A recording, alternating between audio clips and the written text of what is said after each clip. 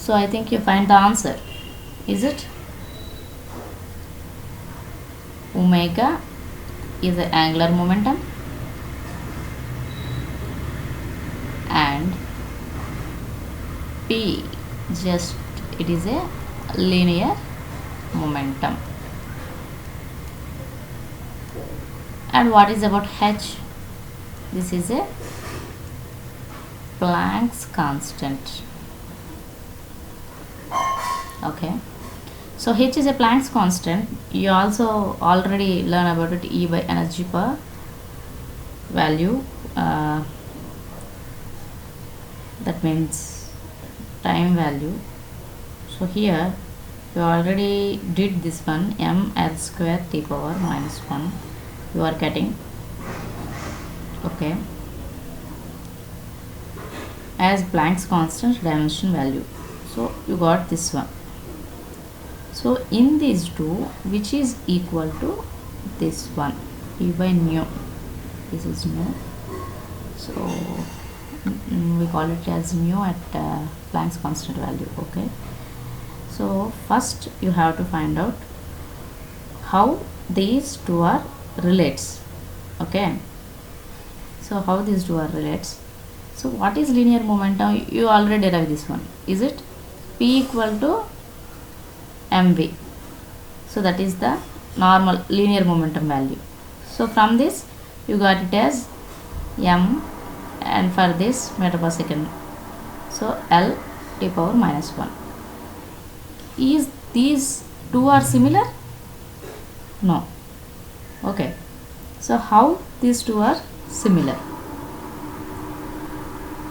These two are not similar, it's okay, but how these two are similar?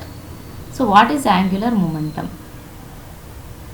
So before taking that one, here you have to know about,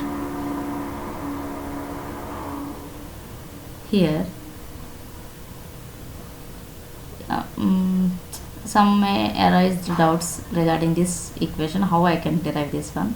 So E equal to, the formula for energy of a photon is, we can measure the energy of a photon using Einstein's equation. Okay, from that equation we can get it as HF, that equal to hc by lambda. Okay, so from that one you can get it as H equal to E lambda by C. So V equal to C by lambda, you already know it. So H equal to E by, actually I didn't provide part 3 section, so that's why I also again I am deriving these equations. Okay, soon I will provide part 3, then you can get these equations in that one. So E by C by lambda. Okay, so here E by C by lambda as V. Okay, so that may also called as nu. Okay, so that's a simply it's a frequency value. Okay, that's it. So F equal to C by lambda, there also you can get this like this. So that means frequency means hedges, you know, you can take it as hedges, but in terms of time constant, how you can tell about F is directly proportional to 1 by t, right? Okay, so here 1 by second. Okay, so from this one you can get it like that.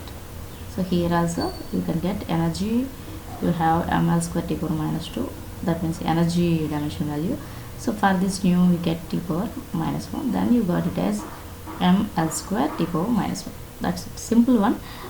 Actually I didn't provide part 3 section, so that's why I can explain here. If you already know these things, then it's okay. Okay, then, so coming to the concept,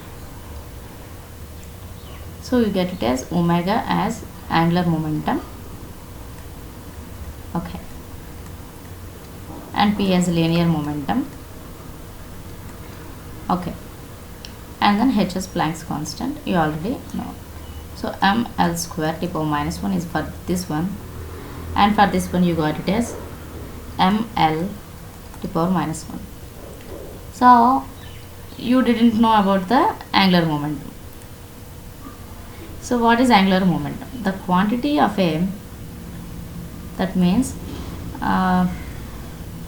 you can find in rotational motion these things, okay, which is the product of moment of inertia and its angular velocity. This is a product of moment of inertia and angular velocity.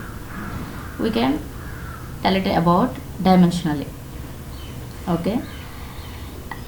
When coming to the derivation part of this, that means angular momentum derivation, then you get it as from other quantities like these things, I omega equal to r cross p. So here that means angular momentum, here you can denote with L, then it simply tells about angular velocity. I can denote with omega. You can denote with anything, but you can remember the relation between them, okay, that's it. So for suppose here I denote with this L, so L equal to I omega, that means moment of inertia into omega, that is the angular velocity. So here that equal to r cross p. So p is a linear momentum, okay. So you get it ml to power minus 1, okay. You already known about the linear momentum value, you already derived it. So what is r cross p? So you can add just a L there, so that is ml square to power 1. Then these two are similar. So h and L dimensional quantities are similar, but h and p linear momentum, so dimensional quantities are not similar, okay, such as strange. So this two are some may confusing about these two are equal, but these two are not equal, okay. So that's it, don't be get confused in any manner, okay. That's it. You can left with only last question, I think, okay. So that question is, I think, 7th question or something. So he is asking about the question what. So I don't have questions at right now, okay, that's the 6th question. So the question is the dimension of magnetic field in M, okay, magnetic field. So he is asking about dimension of magnetic field in terms of M, L, T and C, that is Coulomb, okay. You can know about it, Coulomb. So you can know the relation between magnetic field and Coulomb in terms of force, okay. So from this you can get it as B equal to, here B is the magnetic field, F by QV. Q charge, so it is Coulomb. So here F equal to M L to power minus 2. Then you get it as Coulomb C, and V is the velocity, then it is meter per second. So L per T. So that's the thing. So M L to power minus 2 by Coulomb into L to power minus 1. So L gets cancelled. So M C power minus 1 T power minus 1, simply. That's it.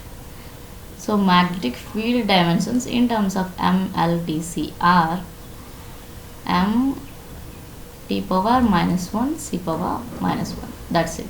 So you have to know the relation of force and magnetic field, okay. Soon I will provide the part 3 section of physics. Then in that one you have these all formulas, okay. So don't worry about it, okay. Thank you.